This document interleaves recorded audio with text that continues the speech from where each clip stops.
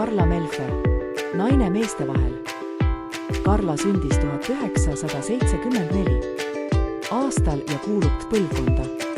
Tol ajal hakkasid naised alles sisenema valdkondadesse nagu inseneriteadus, mis oli traditsiooniliselt meeste domineerida. Lapsena unistas Karla astronaudiks saamisest.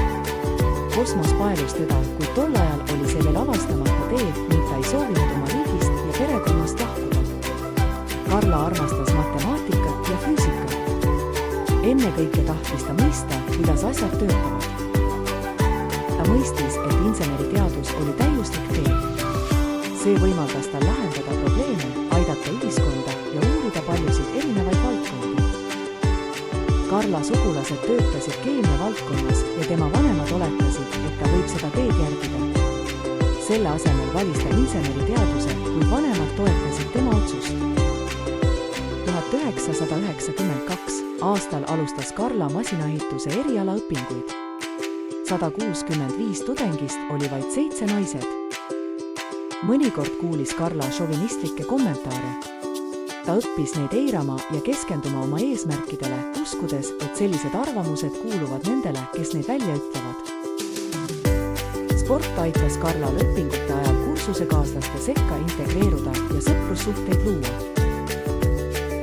Oma karjääri algusaastatel tundis Karla sageli, et diskrimineerimine ei tulenenud tema soost, vaid sellest, et ta oli noor. Täna on Karla termodünaamikale spetsialiseerunud masinaehitusinsener. Ta töötab Repsolis Sinese petrokeemia tehases, juhtides tööstuslikke tegevusi, ehitusprojekte ja hooldust. Karla usub, et tänapäeval läheb inseneriteadusse üha rohkem naisi. Võimalused paranevad, kuid juhtivatel ametikohtadel on sageli endiselt mehed. Karla sõnul armastab hea insener seda, mida ta teeb, võtab vastutust, lahendab probleeme ja otsib pidevalt võimalusi paremaks muutmiseks.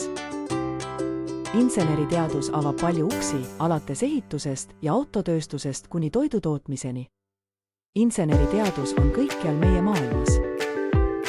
Karla julgustab tüdrukuid keskenduma, pingutama ja oma võimetesse uskuma. Lõppude lõpuks oleme just meie need, kes ehitavad oma tulevikku. Karla usub, et õpetajad peavad inspireerima noori praktiliste ja kaasahaaravate õpikogemuste kaudu, mis seovad hariduse päriseluga.